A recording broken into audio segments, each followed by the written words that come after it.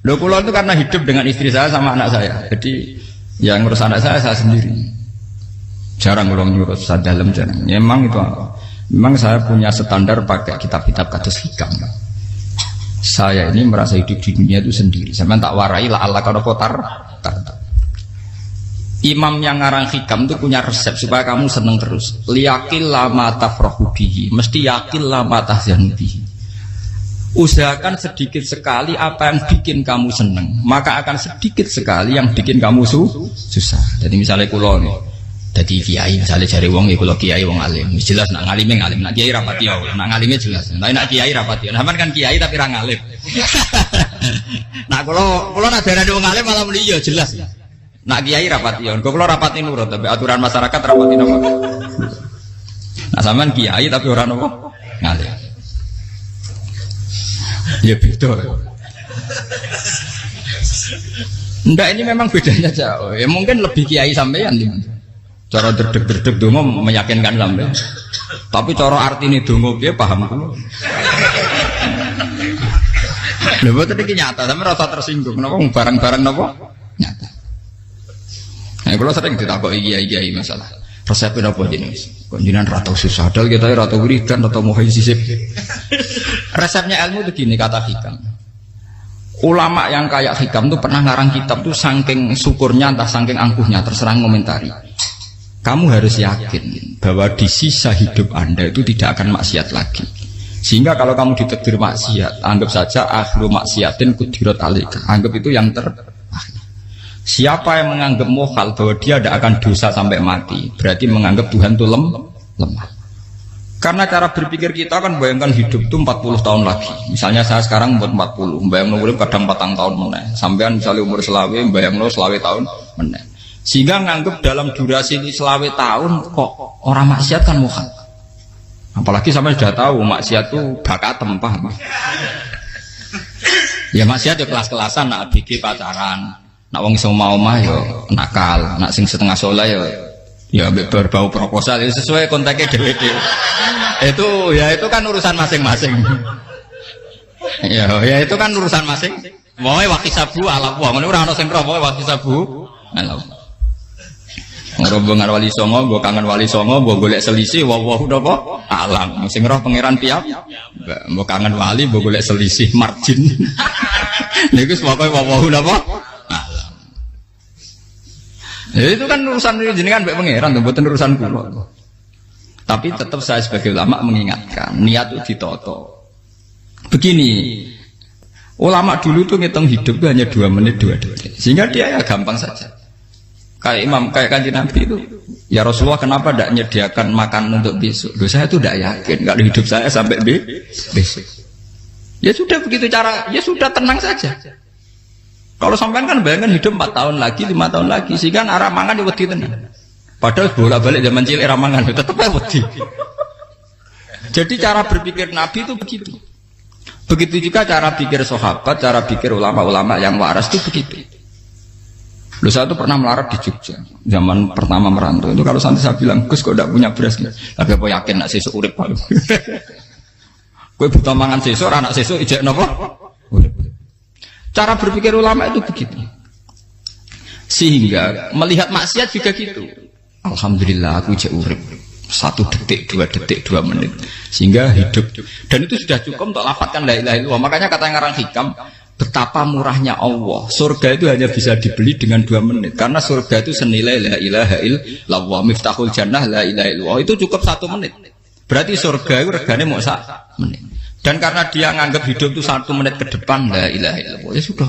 Dia ngitungnya hidup itu per menit. Kalau sampean kan enggak, per 10 tahun, per 20 tahun. Sehingga kriminal betul, cara pandang sampean itu kriminal betul. Sehingga bayang kudu di duwe, kudu di bojo, nak kiai kudu di pengaruh. Lah kalau saya enggak. Saya meskipun enggak sehebat itu, tapi mewarisi keilmuan mereka. Jadi misalnya saya jadi ulama, itu bayang di santri mau sitok. Islam pokoknya ke Ahmadiyah ya gitu saja.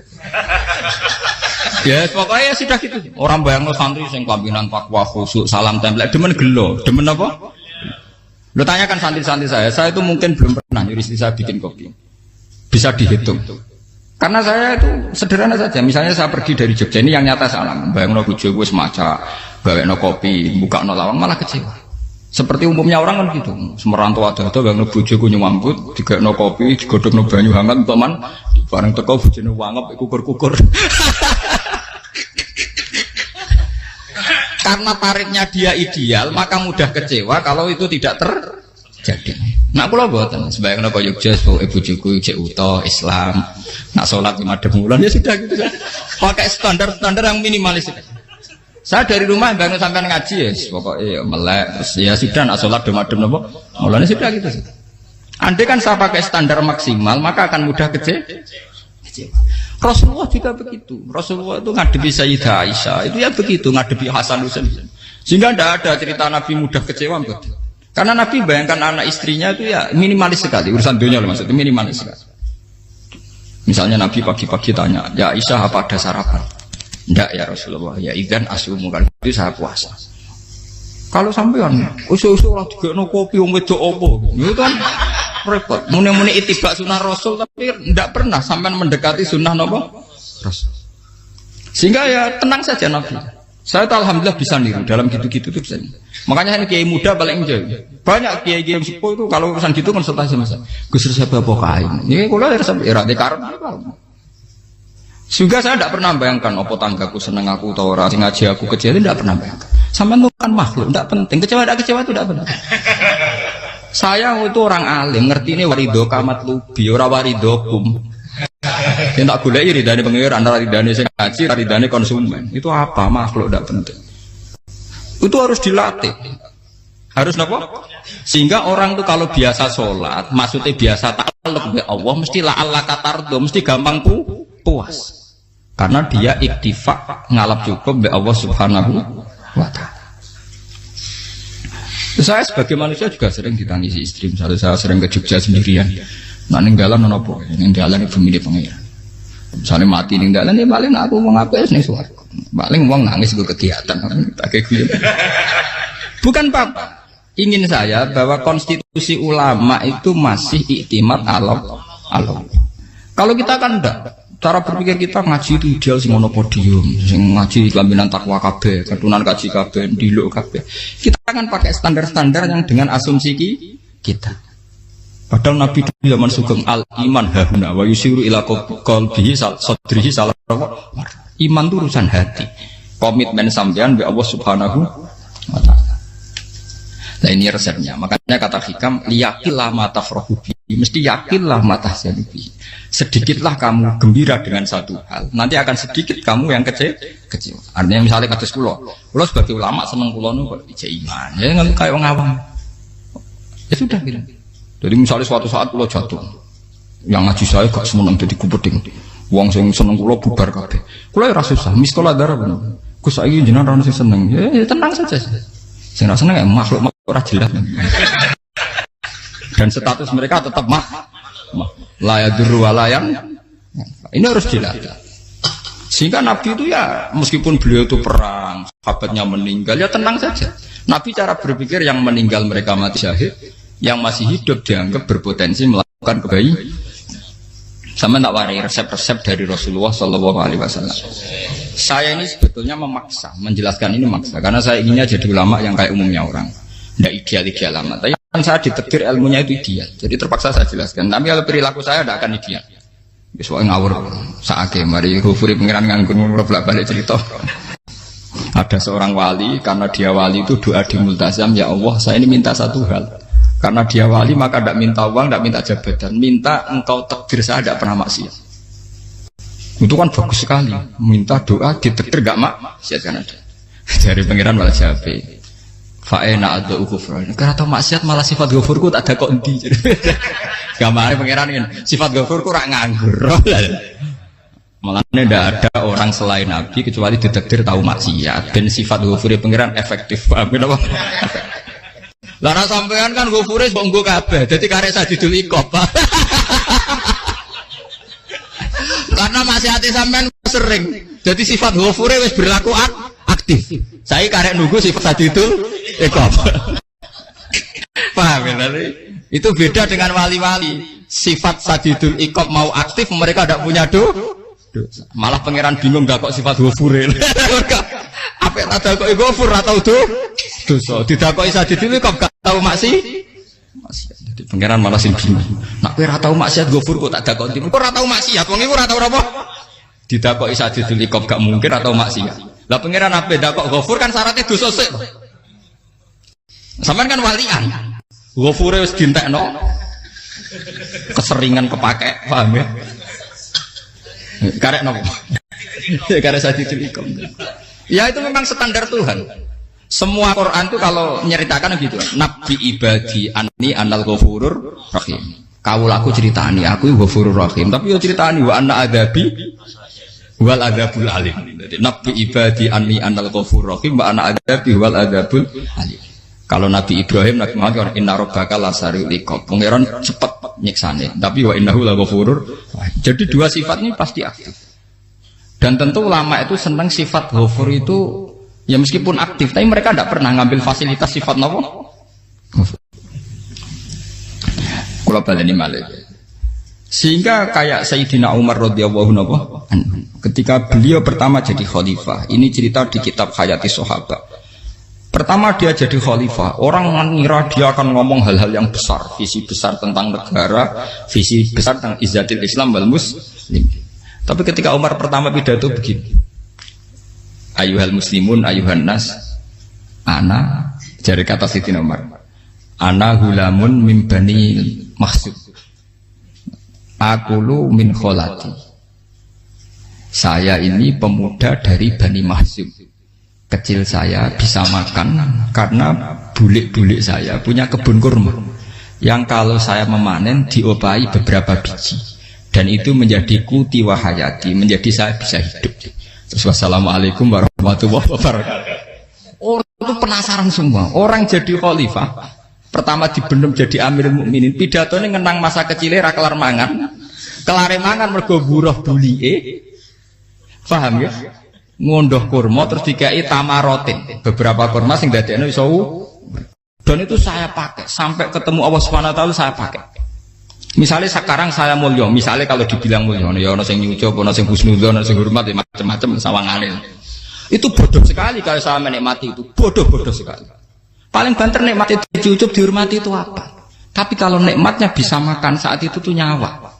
SBY jadi presiden prestasi, Gus Dur jadi presiden prestasi, tapi umpama presiden tetap mangan. Prestasi tertinggi ada bisa makan selisat dirumki gojogonyo. Makanya Umar mengingatkan, sebetulnya nikmat tertinggi saya itu tidak saat saya jadi khalifah, saat itu kok aku iso mangan, cara gak aku mati. Paham ya? Jadi itu luar biasa. Kita ini kan menjadi angkuh karena ngitung nikmat itu yang besar-besar, punya prestasi, punya. Kalau saya enggak, ngitung nikmat itu kelar mangan gak mati, kan gampang. Sehingga saya tidak mudah kecewa karena tarifnya minimalis, gak gampang apa? Jadi misalnya kalau kapan-kapan kok berhubung, Gus ini Tuhan rasanya jangan ngeten-ngeten. Oh makhluk itu ya gak apa-apa. Kalau distatuskan kiai kan seakan-akan ngomongnya sakral, seakan-akan mandi. Tapi nak tak status, oh makhluk itu ngomong-ngomong ya sudah kan. Menjadi kan sudah distatuskan sebagai apa? Makhluk. Tentu makhluk statusnya la yadurru wala yanfa. Di sini ini penting. Orang-orang ahli tauhid tentu tidak punya kesusahan.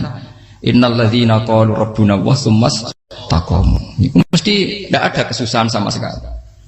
Misalnya ulama-ulama dulu mau mati ya tenang saja.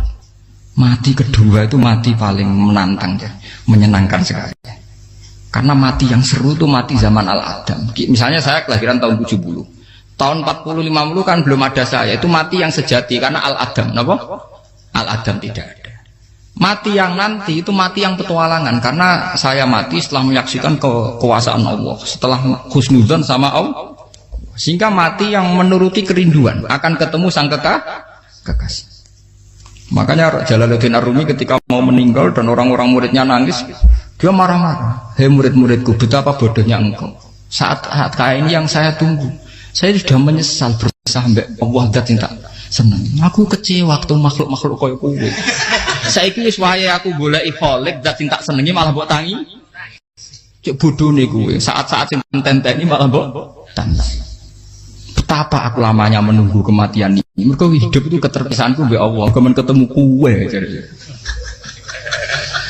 Malane Jalaluddin Rumilah yang mengistilahkan mati itu malam pengantin. Makanya fal'an awanus sirok minkum wa awan wisol habibi.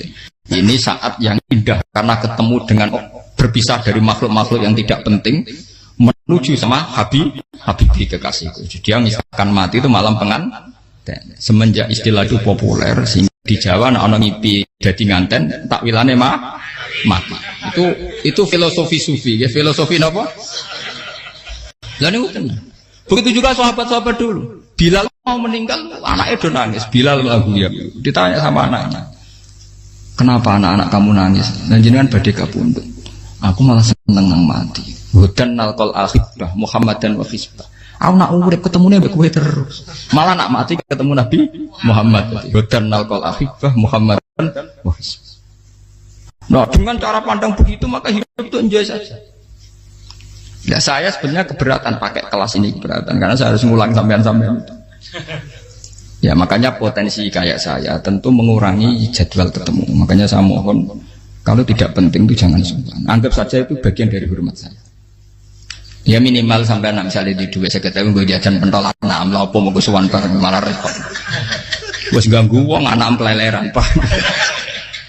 Nah misalnya sampai kepentak kok hukum, uang nak pinter, hukumnya takokan ya ringan, takok kita tanggam paling bisa. Karena pertanyaan yang ringan tentu ya ringan-ringan saja kan. Gak perlu kiai kali ber. Sampai rasa GR. Kalau pertanyaannya angel Gus gak ono sing iso jawab. Uang nak ralim tahke, ku pertanyaannya ya ora patimu tuh. Iku wis kangelan ngoten. Ini mboten ngenyek tapi padha enak. Bodoh apa?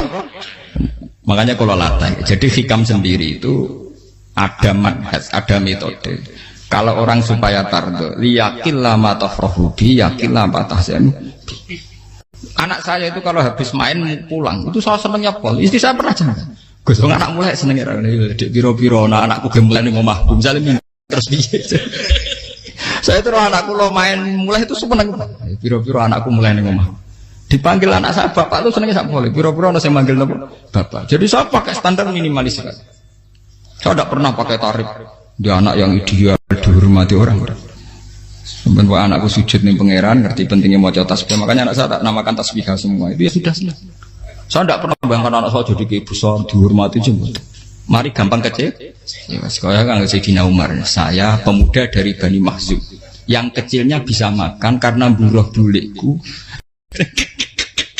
Akal tuh tamarot itu. Wah itu saya baca tuh nangis betul. Betapa hebatnya Sayyidina Umar. Mengingatkan ulang bahwa nikmat tertinggi itu ya makan karena makan kaitannya nyala. Orang jadi bupati enggak jadi bupati tetap makan. Jadi kalau ngantin saya tarifnya minimalis sekali. Oh, kalau orang sudah makan gitu lah Allah kata tertemu mudah sekali.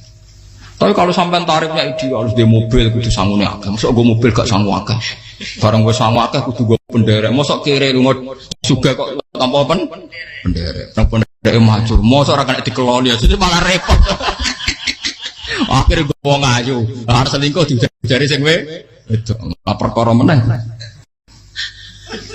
Wong ruwet nuruti tahapan-tahapan duniawi Makanya resep kalau ingin itu kon sholat, maksudnya sholat itu dihayati secara tauhid ya, dihayati secara tauhid. Misalnya inna sholati wa nusuki wa mahyaya wa mamati lillahi rabbil alamin. Itu akan pasti Allah katar, pasti mudah melihat alam ini ridho. Ini satu sekelumit ya, di resep orang ulama yang saya meniru beberapa di kitab Hayati Sahabat, di kitab Hikam, dan meniru terutama semuanya sanad dari Rasulullah Shallallahu Alaihi Wasallam. Makanya suatu saat Nabi itu kagum. Abdullah bin Mas'ud itu jalan dan dikawal oleh beberapa malaikat. Terus Nabi itu heran. Ya kenapa itu selalu mengawal kamu? Kata Abdullah bin Mas'ud, ya Rasulullah, inilah akhtu khutwatan illa wa azunnu alla akhtu wa ukhra. Wa ma akaltu luqmatan illa wa azunnu alla alqamu ukhra. Saya itu tidak pernah melangkah kecuali saya tidak pernah yakin apa betul saya bisa melangkah lagi. Jadi perlangkahnya itu dia iktimat Allah. Dan saya tidak pernah mengunyah satu kunyahan kecuali saya tidak yakin apa betul saya bisa mengunyah lagi. Setiap kunyahnya tetap semuanya berada Bismillah. Semua itu atas nama pertolongan atas kata Rasulullah. Orang kakak, andaikan saya ada nabi terakhir itu jadi nabi. Jadi kemana? Makanya dulu Nabi itu sering ngendikan, adekan orang-orang kayak gitu itu ada nubuah, tentu mereka punya derajat napa? Nubuah. Jadi tidak jadi Nabi tapi punya derajat napa? Nubuah.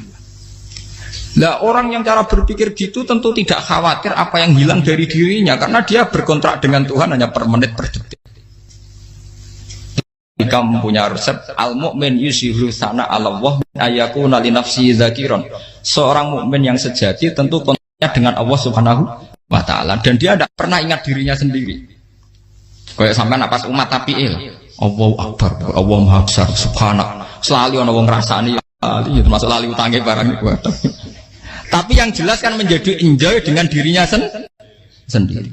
Paham ya? Menjadi enjoy dengan dirinya karena dia tidak sering punya kontrak dengan makhluk. Nah ini maksudnya ala kamu. Janganlah ala katarta kamu pandang. Apa nak sholat terus kabul kajati. Apa nak sholat terus untuk duit ya bar. Karena cara pikir iso aja nak duit ya. Dan ini resep ya. Dan resep ini dari ulama-ulama yang istinad ila Rasulullah Shallallahu Alaihi Wasallam. Karena kalau Nabi itu memang cara pandang. Aisyah itu pernah ditanya. Ya Aisyah, saya ini ingin makan. Apa yang dari sahabat ini masih? Wah ya Rasulullah sudah habis karena tak kasihkan tetangga. Itu Nabi tidak marah-marah, malah bilang, kamu benar Aisyah. Biru yang kamu kasihkan tuh yang masih. Kau nak daging dipangan dewe kadang nuruti nafsu. Nak dikekno wong sudah kau nuruti perintahnya pengen. Jadi kanjeng Nabi beneran Aisyah. Daging ijek. Mau kalau nanti yang malah ijek. Sing bogo sudah kau malah sing ijek. Cara berpikir Nabi itu begitu. Tapi tahu-tahu disederhanakan sunnah Nabi serbanan.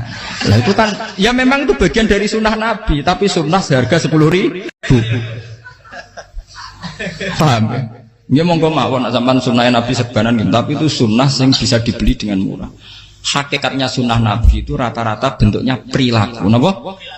Sampeyan delok dawuh Aisyah tengene tiba berjanji kana khuluquhul Qur'an wa shimatuhul ghufran yansahu lil insan wa yafsahu fil ihsan wa ya'fu 'anil dzambi idza kana fi haqqihi wa sababi. Kana khuluquhul Qur'an, Nabi ku akhlak dasare wis kaya Quran plek. Urusane akhlak. Wa shimatuhul ghufran, ciri utama sifatnya Nabi gampang nyepuro. Yansahu lil insan. Dan Nabi punya niat baik pada seluruh manusia. Wa yafsahu fil ihsan, sering melakukan ihsan. Lah nek sunah Nabi ngoten kan luwih sering kula Quran ya wis hafal mulan. Wasimatu kufur kula gampang nyepur sampean ngaji angop ora tau tamu. Yang sahulil insan kula bedina nasi tiyang mulan. Wa yafsahu fil ihsan tak ge gampang. Kula mulan ora tau. Itu sakmene kudu podium kudu wong dilo ya ora. Pokoke akhir kiamat dia ya madhep mulon ya sudah. Loh itu kan dawuh Aisyah ketika ditanya kaifa kana khuluqu Rasulillah. Dan itu semua dijawab oleh ahwal, oleh sebuah perilaku. Tidak ada Aisyah jawab nganggo atribut. Oh Nabi itu serbanan. Tidak ada itu. Memang itu sunnah ya, satu itu sunnah kan jangan salah paham ya. Tapi itu sunnah yang tidak dijawab oleh Aisyah. Sunnah yang sampean jawab sendiri paham. Aisyah yang istrinya Rasulullah ketika ditanya kaifa kana khuluqu Rasulillah, beliau jawab kana khuluquhul Qur'an wa shimatuhul ghufran yansahu lil insan wa yafsahu fil ihsan. Semuanya akhwal wa ya'fu 'anil dzambi idza kana fi haqqihi wa sababi wa idza diya haqqu wa lam yakun li ahadi marra'ahu badihatan haba wa idza ta'ahul miskinu ajaba yaqulul haqqa walau kana murra wa la yutmiru lil muslimin hisau waladur. Semuanya itu akhwal, satu perilaku sosial. Saya mengakui kalau serbanan sunat, ya saya ngakui. Tapi sunnah wis karena saya mewakili yang akhwal tadi, yang apa? Lah mungkin untuk sampeyan, monggo kalau untuk ngisi sunnah. Tapi mbok ya adil. Ini bukan kritik mboten nggih. Yang meyakini serban sunat kan sudah banyak dan itu bagus. Tapi cobalah juga meyakini ahwalu Rasulillah. Makanya mansana sunnatan itu rata-rata ulama maknani siapa yang ikut sunnahnya Nabi. Rata-rata ulama nafsir ahwalu Rasulillah wa af'alu. Perilaku sosial Rasulullah. Makanya terusannya wa idza ja'ahul miskinu ajaba. Kalau dipanggil orang miskin ya datang. Ya maksudnya ada harus orang miskin manggil pas resepsi kawin boten. Misalnya ana wong melarat kuwi di sepeda motor, wong mlarate yo ngeteroni puskesmas ya mbok terno. Wong melarat lara yo nukono misale apa minyak kayu putih mbok tekani. Ora kok ngerti-ngerti mbok musan walimatul urus sing wajib piye. Payah. Dolan padahal miskin aja pe ora ana hadise urusan walimatul urus mboten. Kalau orang miskin manggil ya dalam riwayat hadis ya Nabi sering dipanggil orang miskin. Ya Rasulullah, mbok datang ke rumahku, ada apa? Terus ya Nabi, saya tuh ingin rumahku sing elek jenengan nanti salat teng mriku. Ya Nabi datang ya salat saja ya ora jaman. Fi ayyi makanin aradta an usolliya fi. Kamu di tempat mana kamu seneng salat teng mriki ya Rasulullah. Ya Nabi salat. Sing ngundang ya waras pisan. Kenangan mek Nabi kok mae dienggo salat Nabi. Ambean tahu tanggung kiai kon salat. Kon promosekno anakmu iku paham. Kiai itu nggak nugih kersane ketampi PNS. Padahal kiai ini dia anak era PNS. Kalau dulu sahabat ngundang Nabi itu ya gitu. Ya Rasulullah, saya itu ingin sekali engkau sholat di rumahku. Fatakhidahu musollan. Kemudian tempat yang pernah engkau sholati mau tak pakai musola pribadi. Makanya masjid kiblat itu rumahnya sahabat. Karena dulu Nabi pernah sholat di satu tempat. Adalah ono perintah takhlilul kiblat itu di rumahnya sahabat. Itu sahabat dulu itu kalau ngaturin Nabi itu kenanya ingin Nabi pernah sholat di situ. Nah, ilmu ngeten ini mentek. Ya untungnya nonton kula, jadi ono sing eling-eling ya, Bang. Nah, teman kudu syukur ya, artinya syukur ya. Orang kayak saya itu tidak usah sampean dikte-dikte ngikuti hukum adat. Kalau ngoten sampean gelo mergo kula ora iso teko, kula ya gelo perkarane ulama kok mbok atur.